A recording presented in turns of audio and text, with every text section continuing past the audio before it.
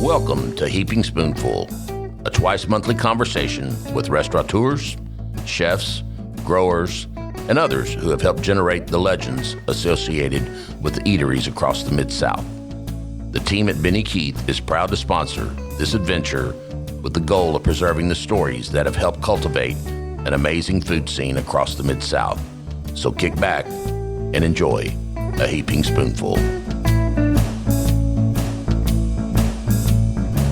Hey everybody, welcome to another episode of Heaping Spoonful, a podcast where I get the rare opportunity to visit with some of the Mid-South's top chefs and restaurateurs. And in today's case, a magazine publisher and owner whose publication has honored many of the best restaurants and chefs in the state of Arkansas. I'm Kelly Bass, and for more than 30 years, I wrote about restaurants for Little Rock, Arkansas newspapers and later magazines, including full-time and part-time for the Arkansas Times, so full disclosure there. The Times was founded and today is still owned and run by today's guests. Thanks to the good people at Benny Keith Foods Mid-South Division, I now talk about the food scene, which I frankly like more than writing about the food scene. So after hitting around about it for a minute, I'll reveal my guest today is Alan Leveritt, owner and publisher of Arkansas Times, which has been a fixture for a long time as an Arkansas magazine, then as a weekly newspaper, and now as a monthly magazine again. And he started it in 1974, which is a cool 48 years ago. So welcome to Heaping Spoonful, Alan. I'm glad to be here, Kelly. Glad you're here. A lot of people in Arkansas, certainly I do, know the story of how Arkansas Times came to be and the route that it's taken in the decades since you founded it. But most among our Heaping Spoonful audience likely do not know. So just let's do a level set here. Tell us how, when, and why you started the Union Station Times as it was first called. As Union Station Times originally. Yes. We were in college, and I was the weekend obituary writer at the Arkansas Gazette, which is that's the lowest of the low that you could be.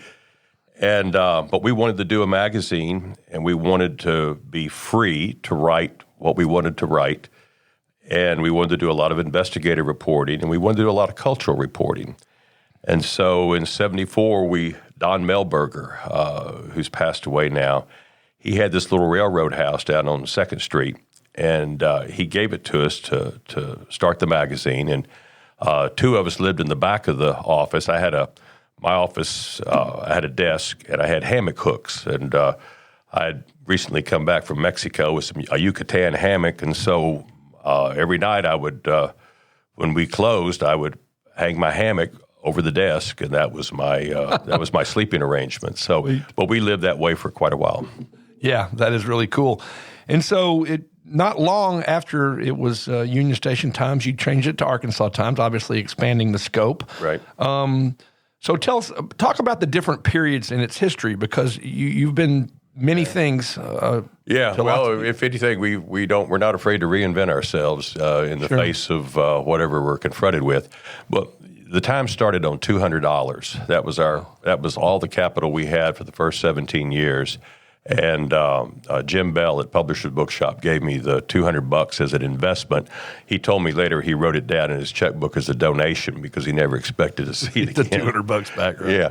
So, but we were a newsprint magazine because that's all we could afford. We did that for several years and managed to get on our feet.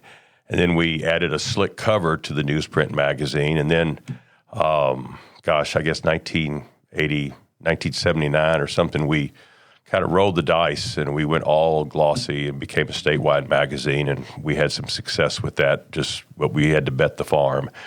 And so we were a magazine for 17 years, glossy magazine.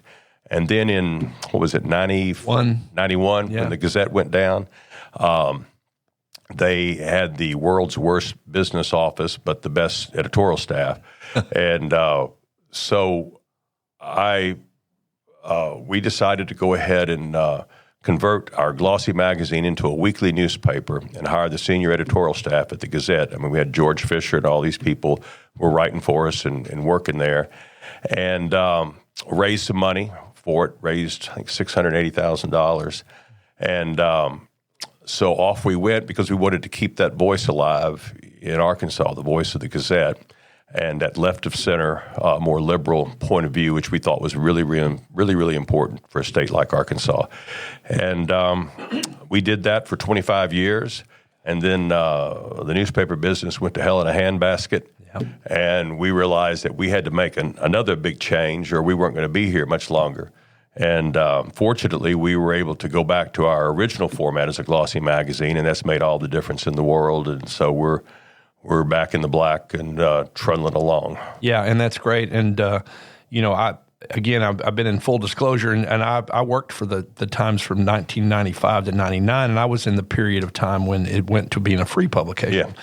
Because your advertisers wanted to know who your readers were going to be, and you had a lot of very loyal blue-haired ladies in the Heights and some folks in other places who were buying the paper before that. But all of a sudden, we were everywhere, and that was huge. And as a guy who wrote about lifestyle, including restaurants, but also music, I mean, all of a sudden we were stacked up in all the clubs where the music was being played, and it was really a big deal. The visibility, when we were strictly a paid subscription magazine, it went into your house. Well, no one ever saw it unless they came into your house. And when we went free, first of all, it cost us a whole lot more money to sell the magazine than it did to give it away. Sure. Plus, half our circulation was in Blytheville or McGee. Right. And so we brought that into Central Arkansas, put it in the restaurants, put it in the nightclubs, and on the streets with racks. And suddenly you saw the magazine everywhere. Plus, for my advertisers, my restaurants in particular, the people that were reading it were sitting in their restaurant. Sure. No, I know, and it was great for me because, to be honest with you, and you know this, the daily newspaper, particularly from a reporting and effort standpoint, they just really weren't covering the music scene. So I had kind of a free rein to be the guy, and we started up, a contest you still have today, which is a Battle of the Bands contest and all that. Right. So, and of course, as you mentioned earlier, about going to hell in the handbasket, all publications that have a print component have been threatened by the changing ways that people seek and consume content. And you're no exception, obviously. But as you said, I hate to use the pandemic word, have pivoted, but you pivoted way pre-pandemic. Oh, yeah. And now you're back as a really, really cool monthly magazine. Well, and also, you mentioned the print. We also have, thanks to Max Brantley, we have an incredible website that last month we had 700,000 unique visitors, or unique devices, I should say. And that's amazing. It is amazing. That could be your phone and your desktop, so it really translates to maybe 250, 300,000 people. But that's huge. And Max does the Arkansas blog, but also then we have Rock Candy, we have our restaurant, Rhett sitting there. Eat Arkansas. Eat Arkansas. So we do all this restaurant coverage, and Rhett is just amazing in terms of all the things he comes up with, all the angles. So. Well, I'll tell you, and it's interesting because there's a lot of history in the business world of companies that have a certain business model not being able to change. And so one thing is, when I was working at the paper, we were a weekly newspaper, and we had a 2:00 Wednesday deadline. If something happened at 2:05 on Wednesday, you saw it about 8 days later when the paper hit the street the following Thursday. And that drove Max Brantley, dyed-in-the-wool, hardcore newsman, crazy. Well, with the blog, it's moment-by-moment journalism. Yeah, now we're back in the daily news. I remember, and the Democrat Gazette has not done that. They have their emails, but I remember a time, I'm just going to go ahead, and we're going to get onto the food part in a minute, but I remember a time when there was a story, there was something in, I think it may be Soiree, about like top women to watch or something, and we knew it was a pay-to-play, but they had not put anything about it being a pay-to-play, and somebody, I think Stacey Hirsch, maybe, the state agency had put up the money for her to be in that. But they didn't put up the money. She was a city director at the time. And, no one knew this was pay-to-play. And it turned out not only was it pay-to-play, but she had billed the city for her profile. Yeah. But, Max broke that, or Leslie Max, somebody broke that story that morning. By the end of the day, she had paid the money back, and the whole story had happened before the daily newspaper could even get out that afternoon. So it was really crazy.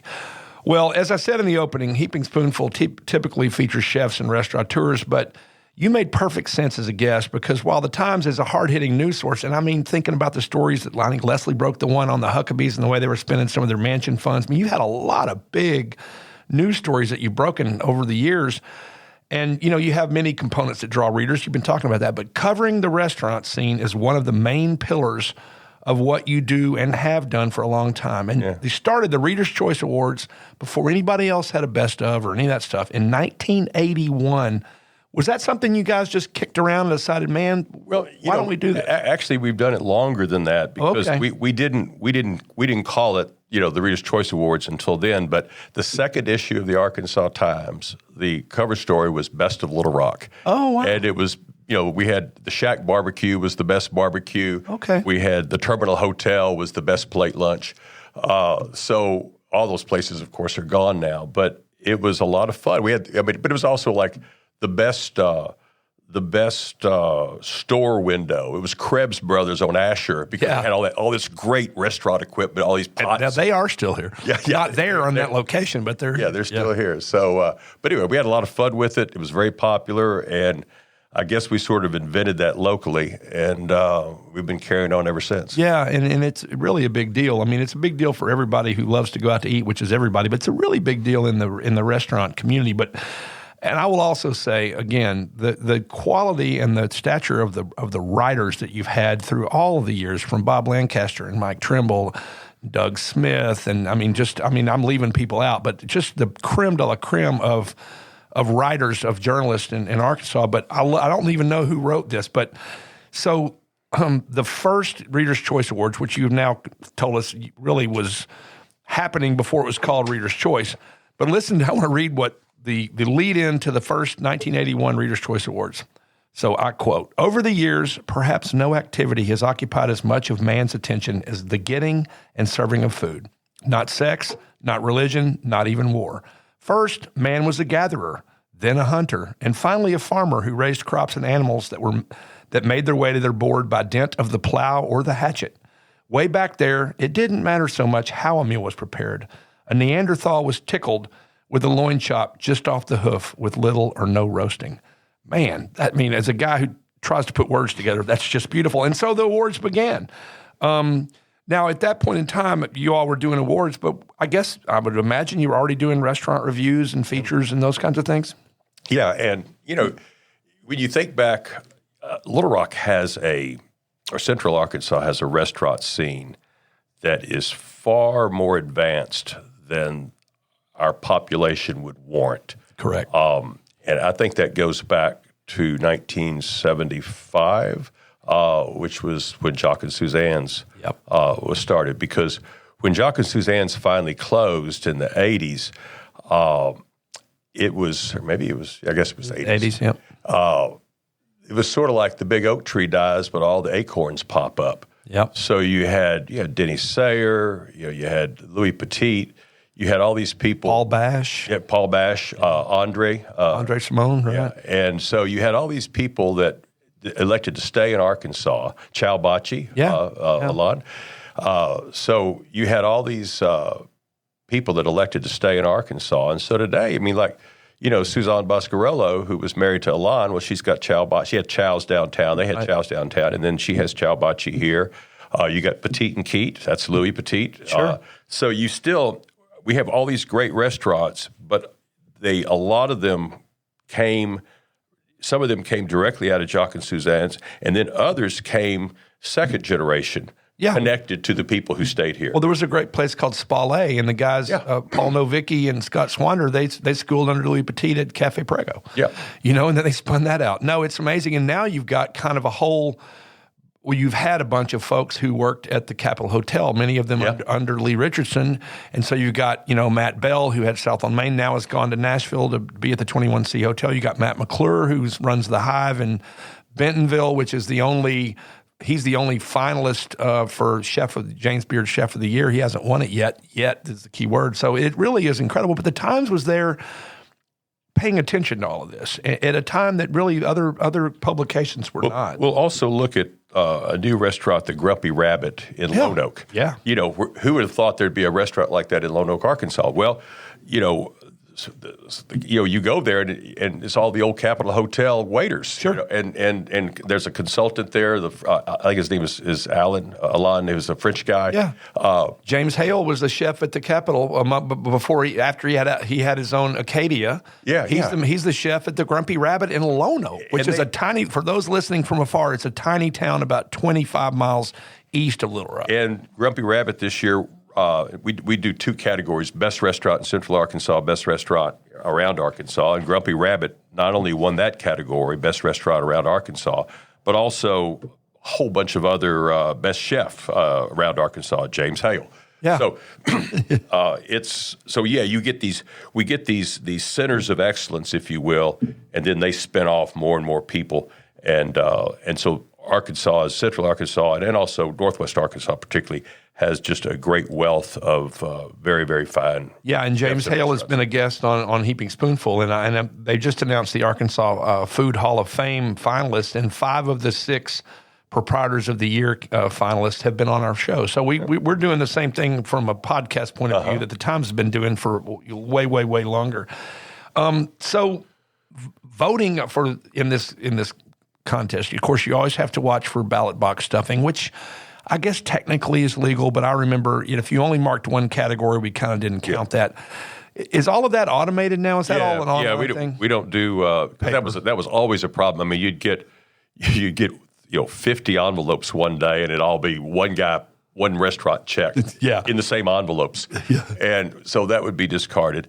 But now it's all online, and once you make your voting, that URL address is blocked. Now, certainly you can go to other, but it's sort of like, the whole idea of, they're voting twice. Yeah. Right. Okay. In the grand scheme of the number of votes, too, and you'll make a difference. And if you want to try that hard, then more power to you, but you're right. Well, listen, everybody, we're going to take a short break here on Heaping Spoonful. We'll be back in just a bit with Alan Leveritt of Arkansas Times. He's the founder, the publisher, the owner of a fabulous publication with a fabulous website, a monthly magazine, and a blog and a website that's headquartered here in Little Rock, Arkansas. So hang on, we'll be right back. I hope you're enjoying this episode of Heaping Spoonful. We at Benny Keith Foods enjoy talking about the food scene almost as much as we enjoy providing the top quality ingredients that help restaurateurs and chefs across the Mid-South create their magic. Now let's dive even deeper into the culinary world with your host, Kelly Bass. All right, welcome back to Heaping Spoonful, everybody. Our guest today is Alan Leveritt, and we're going to continue the conversation about his publication and all that they've done to illuminate great restaurants in the state of Arkansas. So they truly are statewide in that there is a Little Rock category. And as you were talking earlier about Grumpy Rabbit and Lone Oak, there's an around the state category. And one of my favorites that I actually reviewed for the Times, Taco Mama in Hot Springs, has won that too. So I guess you are the Arkansas Times, and because now that, yes, you have a monthly magazine, but you also are a huge web presence, you can be international, really. So I guess you've always thought it was important to maintain that statewide approach. It is, but we're able to do that with the website because we don't have the printing expense that we have with the magazine. So we do 20,000 copies of the magazine in Central Arkansas, but again, we're reaching about 250,000 people each month with the website, and we can identify the map that Google provides us. It has little blue circles where our concentration, and you got a big blue circle in Central Arkansas, you got a big blue circle in Hot Springs, and then the whole northwest quadrant is a big blue circle, and that's kind of where our readership. Yeah, and what people need to know is, you certainly can read Eat Arkansas with all the blogging about the restaurant scene. Rock Candy's all about entertainment.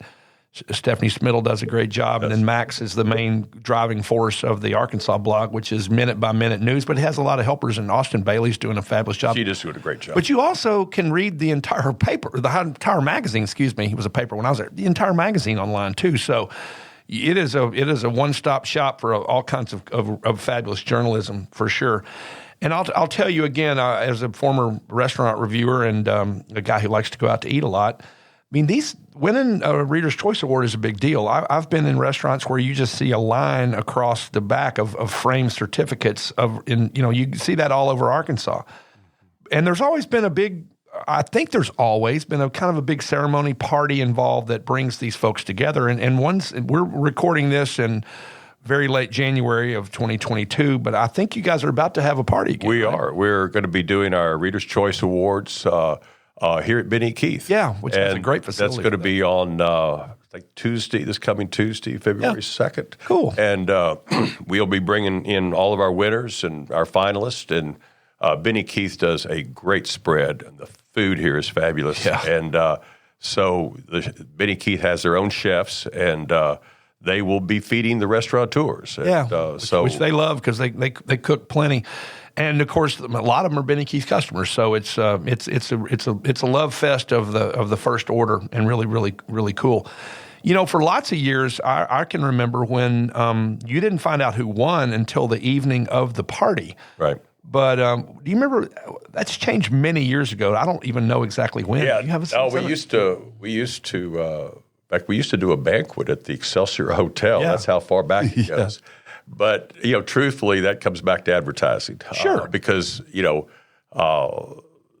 they know they've won, they're much more willing to get out there and thank our readers and everything for voting for them.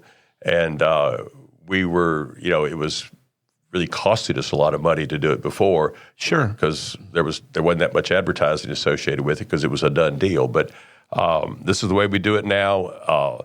We wait and see who the winners are, and then we invite anyone who wants to advertise in that issue where they're announced. They can go ahead and advertise. They don't have to advertise. Sure. It doesn't affect it one way or the other. But, of course, it's good marketing. So. Yeah, it is. And, I love reading the ads in that almost as much as the copy. And the other cool thing is it's not just a list of all the restaurants that won awards. There's really neat features that are tied to different aspects of it's really that's one of my very favorite issues. Yeah, I mean, last year, Flyway Brewery was just getting up and going. Yeah. And so, we were able to do stories like that. And, and we've got a lot of, I think the issue that's coming out, hopefully, what's today? Today's the Wednesday. I guess it's coming out tomorrow, the Reader's Choice Awards. Oh, so it's coming out. Good. Yeah, and one of the stories in there is all the new restaurants that have opened up this year that are exceptional. And mentioning Flyway, I think of Brewed and Barley. Maybe my favorite restaurant in town right now. It's great, and I go there for the scallops are amazing. I've had them two different ways, and the last time it was scallops and risotto. Oh, but man. they're just doing a fabulous job over there, and Argenta has really swung around in terms of the restaurant scene with Capello's and Brewed and Barley and Skinny J's and all of them. So, there's just a lot going on, a lot of creativity going on with the restaurant scene here in Central Arkansas. Yeah, there is. And I'm going to actually eat in a Capello tonight. And it's interesting because folks who are from Central Arkansas know all about it.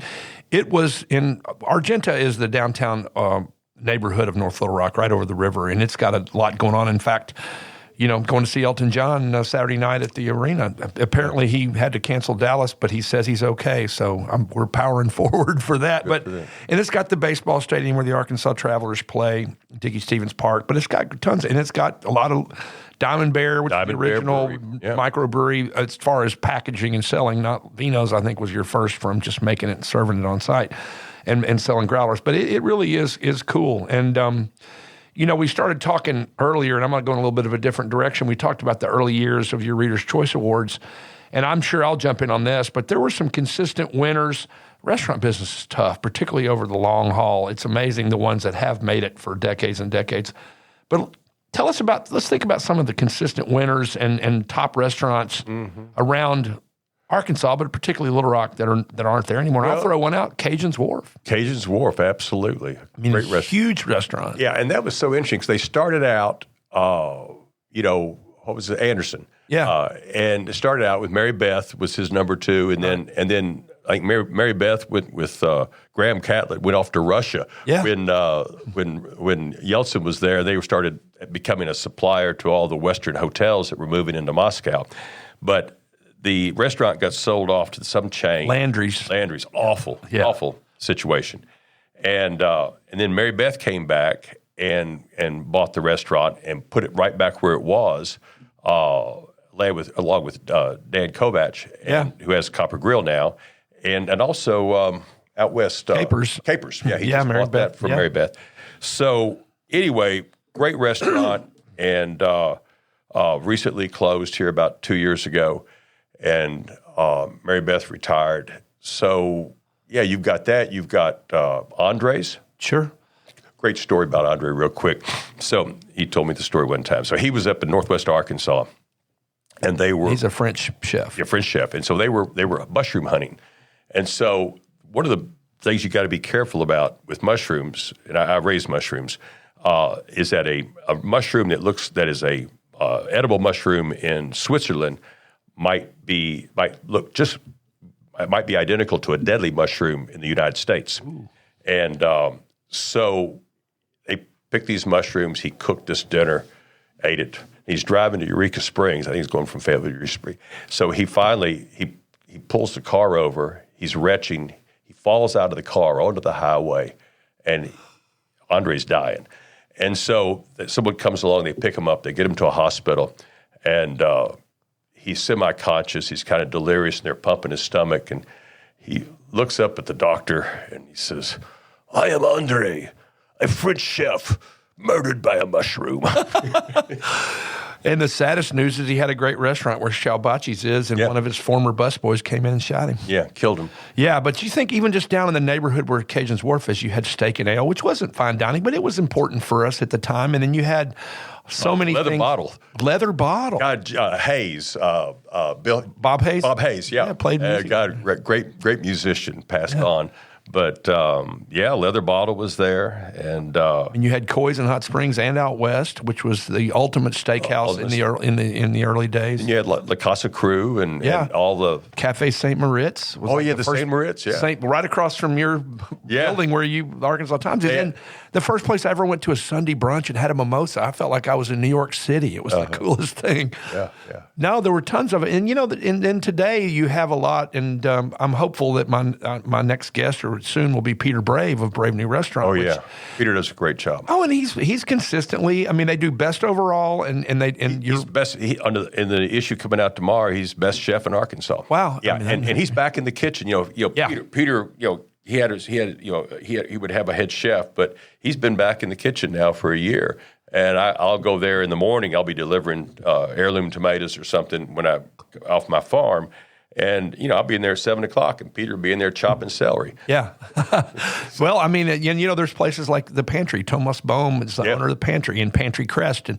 And he's one of those guys that he works the floor, and people want to see Tomas, and people want to see Peter, and he comes out in his little Dickies jumpsuit and talks to everybody in there. But, and then you just look at other, the places. Like you said, Petite and Keaton, and they've opened those same folks. And Jim Keat, he and his two sons have been on Heaping Spoonful. He came here to work with Jerry Hammer as the Wendy's franchisee. Yeah. And now, then they got into Tzatziki's, and then, of course, after Tzatziki's, he's done Petite and Keaton. Now they've opened Cypress Social out in Maumelle. Cypress Social, in the issue coming out tomorrow, they were named Best Overall Restaurant in Central Arkansas. Yeah, which is huge. Yeah, they're and one thing you see Chow Bachi, you see Cypress Social, Grumpy Rabbit. You'll see them and Brave New. You'll see them just popping up either as a winner or a finalist in about 5 or 6 different categories. So they really are doing well. Yeah, and again, there's another one that is one of the first guests on Heaping Spoonful is Cappy Peck, who's had trios. She and Brent Peterson have had trios for 30 plus years. Yeah, and it's still great. Yeah, the chicken enchilada lunch. It's just fabulous. I think last time I was in there, I saw Phyllis Britton, who's been your ad director for a gazillion years. And so, it's just, again, and I think, I'm sure we have people listening in Nashville or Memphis or Atlanta or New York or wherever, and you can talk similarly like we talk about the restaurants. But Alan is absolutely right. We have a bigger, more diverse, more Sammy at Star of India. My goodness gracious. Who even knew what Indian food was when he opened Star of India in Little Rock? But one of the reasons is, Northwest Arkansas has grown greatly, and it's doing great. And thank God for Walmart and their money in Crystal Bridges. But Little Rock's the capital city, and we are the largest city in Arkansas, and we're still just barely broke 200,000 in the last census. But we have a symphony, and we have a ballet, and we have a good repertory theater, and we have touring productions that come to Robinson, and we have an arena in North Little Rock. We have more, but the restaurant scene is fabulous. And again, we've both been very tied to it for a very long time. So, I'm going to talk a little bit now. I mean, you've already mentioned it, which is another relationship you have with many excellent restaurants. And you said you're bringing tomatoes to Peter Brave. I've bought your tomatoes at farmers markets back in the day. I'm telling you, maybe the best thing ever about working at Arkansas Times is when the tomatoes are ripe, Alan brings a ton and you just feast, or I did. I feasted all day on tomatoes, different varieties, all fabulous heirlooms. It was really, really great. And you've added lamb. So what? And now I know you do mushrooms. What all do you do? Well, I've gotten out of the lamb business. Have you? Okay. Yeah, we got out of the lamb business. It's just too much. I've got this pesky day job that the Arkansas Times. Yeah. But I call farming my night job. But I've got 3 hoop houses. Right now I've got 2,000 day-neutral strawberries in the hoop houses, and they were supposed to have been ready this week, and this cold snap has frozen all the flowers off of them. Oh. So, but that's going to be a little bit delayed. But March 15, we'll put in 350 heirloom tomatoes. These are 19th century varieties, open pollinated, that are just, I think, are really wonderful. And because a hoop house doesn't move, it's really expensive real estate, you can't rotate your crops the way you ought to. So these will be grafted tomatoes, which is kind of interesting. They'll be like a Goldie or a Cherokee Purple or a Carbon or an Ananas Noir. It'll be the scion will be the traditional heirloom tomato, but the rootstock that it's grafted to will be a wild tomato from South America. Okay. So it's incredibly vigorous, and it blocks all the soil-borne diseases from getting into the absolutely vulnerable heirloom tomato.